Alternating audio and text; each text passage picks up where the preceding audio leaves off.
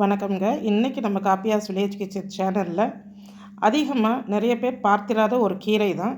நிறைய பேர் இதை சமைச்சிருக்கவும் மாட்டாங்க. இதனோட சுவையும் சிறு கசப்பு கொண்டது.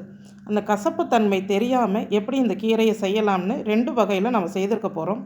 இதில் நான் ஒரு ஆர்டிக்கலில் படிச்சிருந்தேன். அதை எழுதியிருந்தவங்க அவங்க பாட்டி அவங்களுக்கு புதுவிதமாக செய்து கொடுத்ததை அதில் எழுதியிருந்தாங்க. அதே போல் இன்றைக்கி இந்த கீரையை நான் செய்திருக்கேன். கண்டிப்பாக செய்திருக்க மாட்டீங்கங்க, ஆனால் ட்ரை பண்ணி பாருங்கள். Hello viewers, welcome to Kaapiyas village kitchen. இப்போ இதை பொன்னாங்கண்ணியில் ஒரு வகை அப்படின்னு சொல்கிறாங்க. அதாவது இந்த இந்த மழை சீசனில் காடுகளில் விளையும். மற்றபடி இதை பயிர் பண்ணி அதை விற்கிறாங்களான்னு சொன்னால் அது தெரியலங்க. நமக்கு நாட்டு பொன்னாங்கண்ணி, சிவப்பு பொன்னாங்கண்ணி, சீமை பொன்னாங்கண்ணி, பெரிய பொன்னாங்கண்ணி, இது போல் நிறைய வகைகள் இருக்குது. அதில் இதுவும் ஒரு வகை அப்படின்னு தான் சொல்கிறாங்க. இது இங்கே நாங்கள் சந்தையில் தான் வாங்கினோம். இது மற்ற நாட்கள்லாம் கிடைக்காது. இந்த மழை சீசனில் எப்போவாவது நமக்கு கிடைக்கிது.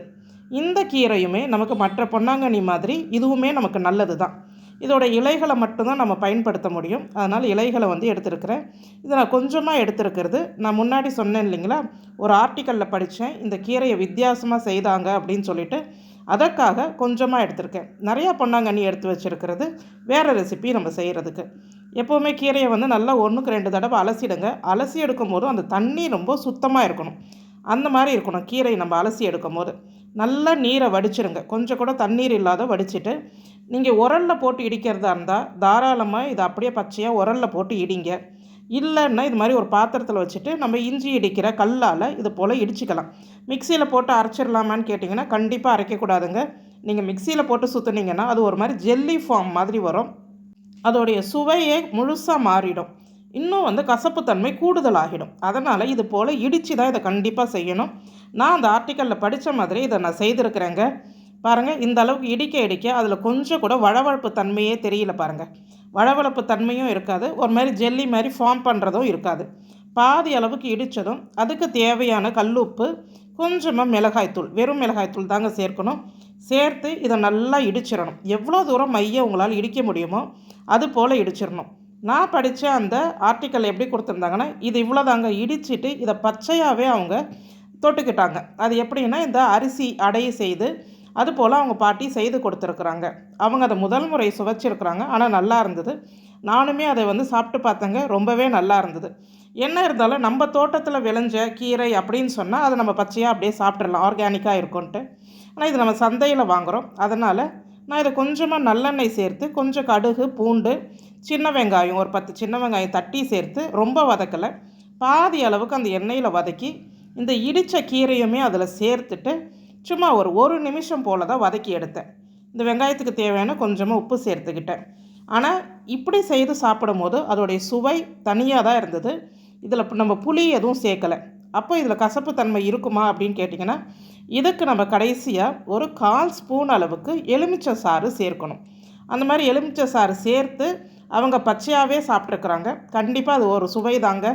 இதே நம்ம தோட்டத்தில் விளைந்த கீரையாக இருந்தால் தாராளமாக இந்த கீரையை யாராவது உங்கள் தோட்டத்தில் ஒரு களை செடி அப்படின்னு நினச்சி தூக்கி போடாமல் கொஞ்சம் இலை இருந்தாலும் பறித்து இது போல் செய்து சாப்பிடுங்க. அது ஒரு அல்டிமேட் டேஸ்ட் கண்டிப்பாக இருந்தது. ஸ்டவ்வை அணைச்சிட்டு அந்த ஆவியெல்லாம் போனதுக்கு அப்புறமா இது எலுமிச்சை சாறு சேருங்க. சூட்டோடவே நம்ம சேர்த்துடக்கூடாது. சேர்த்துட்டு இதை சுட சுட சாதத்தில் சேர்த்து சாப்பிட்டு பாருங்கள். கண்டிப்பாக நல்லா இருந்தது. என் பையனுமே விரும்பி சாப்பிட்டான். அந்த அளவுக்கு இருந்துச்சு. நம்ம இதை புதுசாக ட்ரை பண்ணுறோம், எப்படி இருக்கும் அப்படின்னு நினச்சேன். இந்த பெரிய பொன்னாங்கண்ணி உங்களுக்கு கிடைச்சதுன்னா கண்டிப்பாக ஒரு முறை செய்து பாருங்கள். இது கூட கத்திரிக்காய் மசாலா செய்திருந்தேன். ஒரு நல்ல காம்போவாக இருந்தது. சாதத்து கூட சேர்த்து சாப்பிடும் போது அந்த சிறுங்கசப்பு, அதாவது முழுசாக கசப்பு தன்மை போயிடும்லாம் நம்ம சொல்ல முடியாது. அந்த சிறுங்கசப்பு வாயில் வைக்கும் போது தெரியாது. நமக்கு அந்த தொண்டையில் அந்த டேஸ்ட்டு தெரியும் இல்லையா, அப்போ லைட்டாக தெரியும். இப்போ நம்ம மிச்ச பொன்னாங்கண்ணியை வேறு என்ன செய்யலாம் அப்படின்னு பார்த்தீங்கன்னா, ஒரு 1/2 கப் அளவுக்கு பாசிப்பயிறு ஊற வச்சுருந்தேன். ஒரு 1/2 மணி நேரம் ஊற வச்சுருந்தேன். இதை ப்ரெஷர் குக்கரில் சேர்த்து ஒரே ஒரு விசில் மட்டும் விட்டு எடுங்க. கொஞ்சமாக மஞ்சள் தூள், வேணும்னா கொஞ்சம் பெருங்காயத்தூள் சேர்த்துக்கோங்க. இதை ரொம்ப குழைய விட்டெல்லாம் வேக விட்டுறக்கூடாது. இந்த மிச்சம் இருக்கிற கீரையை நல்லா அலசி ஒரு 2 தடவை நல்லா அலசிடுங்க. அலசிட்டு நல்லா நீரை வடிச்சிட்டு அதுக்கப்புறமா இதை நறுக்கிக்கலாம். ஆரம்பத்திலே நறுக்கிட்டு மட்டும் அலசாதீங்க.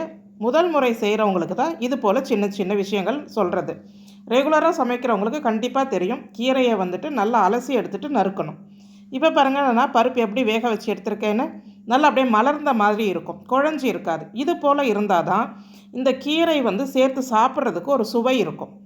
இப்போ வாணலி சூடு பண்ணிவிடுங்க. ஒரு 2 ஸ்பூன் அளவுக்கு எண்ணெய் சேர்த்துடலாம். கொஞ்சமாக கடுகு சேருங்க. உளுந்து தாராளமாக ஒரு டேபிள் ஸ்பூன் அளவுக்கு நாம் உளுந்து சேர்த்துக்கலாம்.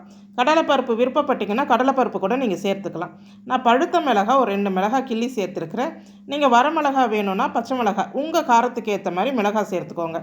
ஒரு கைப்பிடி அளவுக்கு பூண்டு, கண்டிப்பாக பூண்டு அதிகமாகவே சேர்த்துக்கலாம். பூண்டு பாதி அளவு வதங்கின பிறகு ஒரு கைப்பிடி அளவுக்கு வெங்காயம் சேர்த்துருங்க. இதில் பாருங்கள், பூண்டு ஓரளவுக்கு வதங்கிடுச்சு. இப்போ நான் வெங்காயம் சேர்த்துட்டேன். வெங்காயத்தையும் சேர்த்து, வெங்காயம் ரொம்ப வதங்கணும்னு அவசியம் கிடையாது, ஒரு பாதி அளவுக்கு வதங்கினா போதும். பாருங்கள், வெங்காயம் ஓரளவுக்கு வதங்கிடுச்சு. இப்போ நாம் நறுக்கி வச்சுருக்கிற கீரையை இதில் சேர்த்துடலாம். கீரை பார்க்குறதுக்கு தாங்க நிறையா இருக்கும், ஆனால் நம்ம சமைச்சதுக்கப்புறமா கொஞ்சமாக தான் ஆகும். அதனால் ஆரம்பத்திலேயே கீரையில் உப்பெல்லாம் சேர்த்துடக்கூடாது. பாதி அளவுக்கு வதங்கின பிறகு தான் நாம் அதில் உப்பு சேர்க்கணும். இப்போ இந்த கீரையை சேர்த்து நல்லா ஒரு 2 நிமிஷம் போல் நல்லா வதக்கிடுங்க.